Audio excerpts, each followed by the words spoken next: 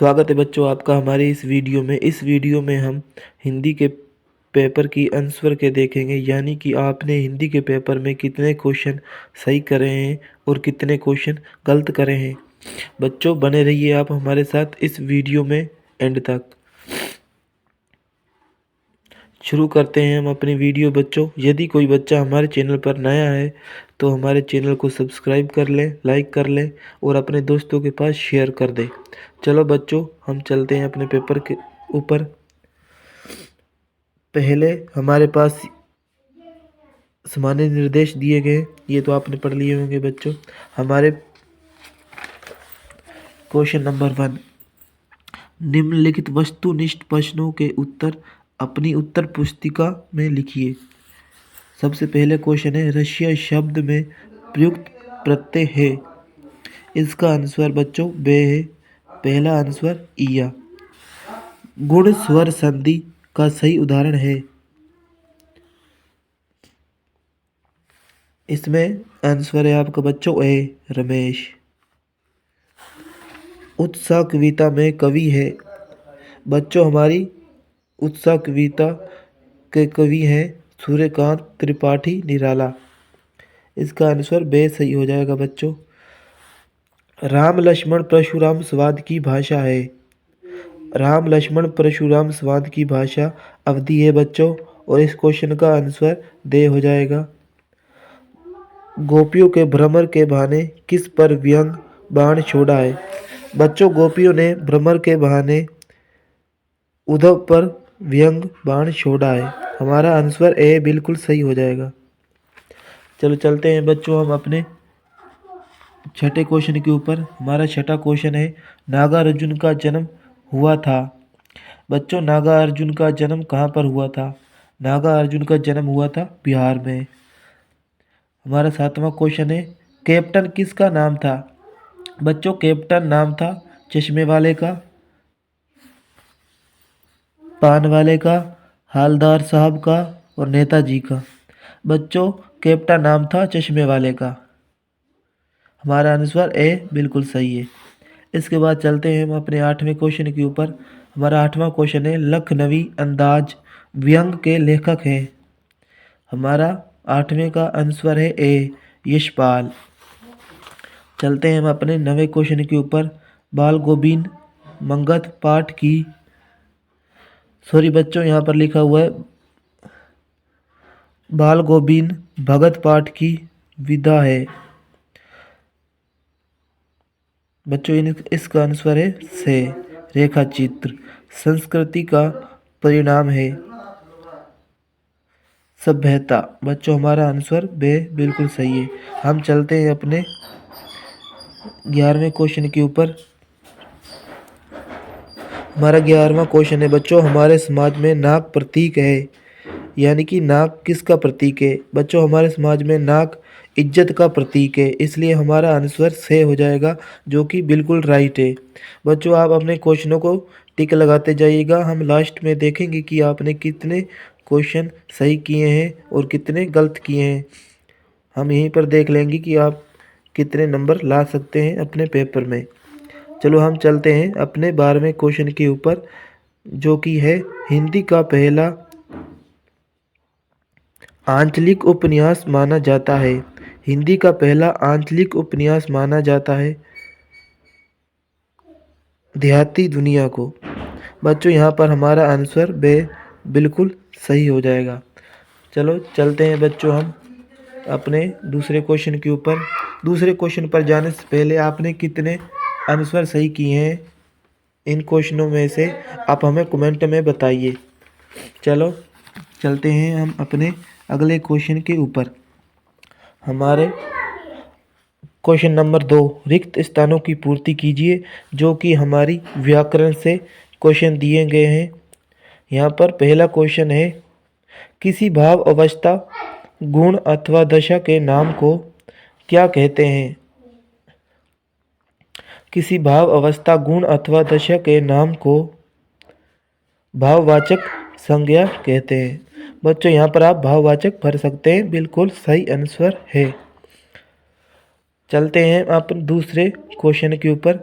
वे शब्द जो संज्ञा या सर्वनाम की विशेषता बताते हैं उन्हें डैश कहते हैं। अर्थात बच्चों क्या कहते हैं, जो शब्द संज्ञा या सर्वनाम की विशेषता बताते हैं उन्हें हम विशेषण कहते हैं।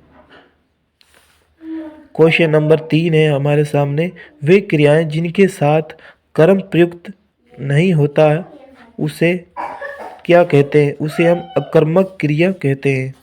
क्वेश्चन नंबर 4,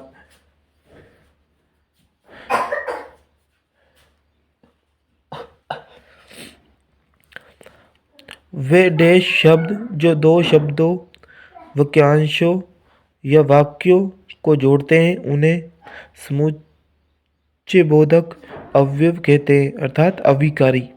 बिल्कुल सही आंसर है। वे शब्दांश जो किसी शब्द के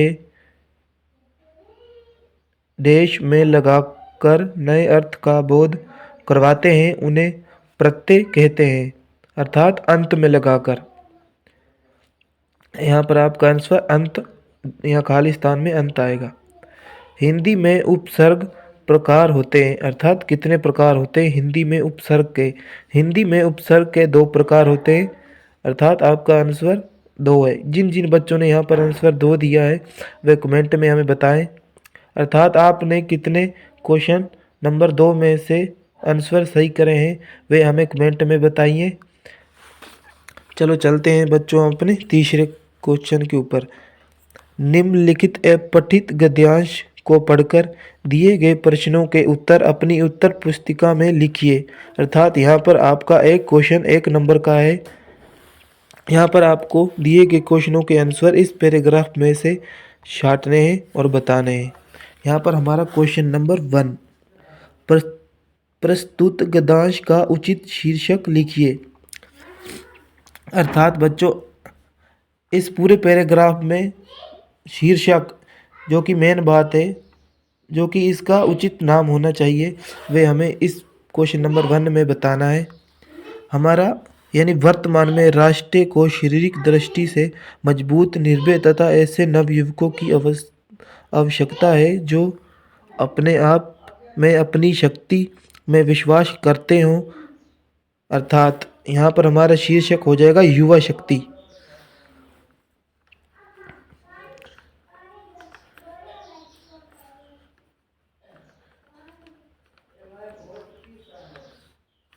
युवा शक्ति। वर्तमान में कैसे युवाओं की आवश्यकता है। वर्तमान में राष्ट्र को शारीरिक दृष्टि से मजबूत, निर्भय तथा ऐसे नवयुवकों की आवश्यकता है। अर्थात हमारा क्वेश्चन नंबर 2 यहाँ से लेकर यहाँ तक हो जाएगा। क्वेश्चन नंबर 3, राष्ट्र की सबसे बड़ी सेवा क्या है। बच्चों इन क्वेश्चनों के तो आप आंसर बिल्कुल सही कर लेंगे, ये नॉर्मल क्वेश्चन है, ये तो आप छाट सकते हैं।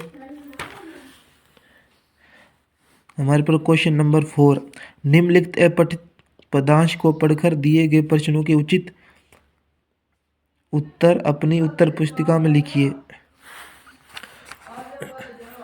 प्रस्तुत पदांश का उचित शीर्षक लिखिए। इसका शीर्षक बच्चों हिम्मत का महत्व। यहाँ पर इस पूरे पैराग्राफ में मानव की हिम्मत यानी मनुष्य की हिम्मत, ताकत के बारे में बात की गई है, इसलिए हम यहाँ पर बात करें, इसका शीर्षक लिख देंगे हिम्मत का महत्व। आदमी के मग में कौन नहीं टिक सकता है। आदमी के मग में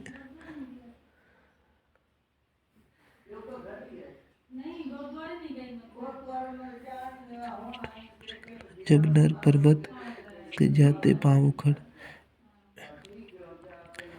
बच्चों यहाँ पर आदमी के मग में खम ठोक ठेलता है। जब नर यानी आदमी जब जोर लगाता है तो पर्वत के भी पांव उखड़ जाते हैं। अर्थात आदमी के मग में पर्वत भी नहीं टिक पाता है। क्वेश्चन नंबर 3 है हमारे पास, पत्थर कब पानी बन जाता है। जब मानव जोर लगाता है पत्थर पानी बन जाता है। अर्थात जब एक मनुष्य जोर लगाता है तो पत्थर भी पानी बन जाता है। यहाँ पर हमारा क्वेश्चन ये सही होगा। क्वेश्चन नंबर 4, रोशनी किसे नहीं मिलती है? बिल्कुल इसका तो बच्चों आंसर बिल्कुल नॉर्मल है। बत्ती जो नहीं जलाता है रोशनी नहीं दे पाता है। यानी कि जिसके अंदर बत्ती को जलाने की भी हिम्मत नहीं है वह व्यक्ति रोशनी प्राप्त नहीं कर सकता। अर्थात जो व्यक्ति बत्ती को जलाने का भी प्रयास नहीं करता है उसे रोशनी कहाँ से मिलेगी? इसलिए हमारा आंसर ये बिल्कुल सही हो जाएगा। पर्वत के पांव कब उखड़ जाते? पर्वत के पांव जब मानव जोर लगाता है।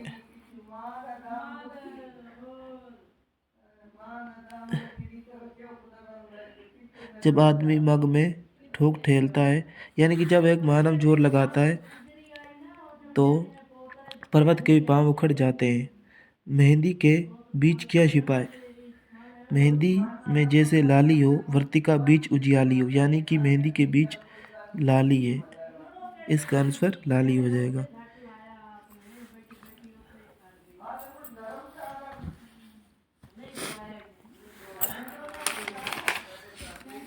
क्वेश्चन नंबर हमारे पास आगे आता है 5वां। निम्नलिखित लघुरात्मक प्रश्नों के उत्तर लगभग 40 शब्दों में दीजिए। बच्चों ये आपकी पुस्तक के क्वेश्चन है, ये आप कर लेना, आपने किए होंगे याद। बच्चों हम ठीक है बच्चों, हम आगे का भाग नंबर 2 पार्ट बनाएंगे। हमारी वीडियो हो गई है लंबी, और जाने से पहले हमारे चैनल को सब्सक्राइब कर लें, लाइक कर लें और अपने दोस्तों के पास शेयर कर दें। धन्यवाद बच्चों, मिलेंगे पार्ट 2 में, जहां पर हिंदी के अगले क्वेश्चनों का आंसर दिया जाएगा। यदि बच्चों आप आगे आने वाले पेपरों की आंसर के चाहते हैं तो हमारे चैनल को सब्सक्राइब कर दें और कमेंट में यस लिख दें। धन्यवाद बच्चों।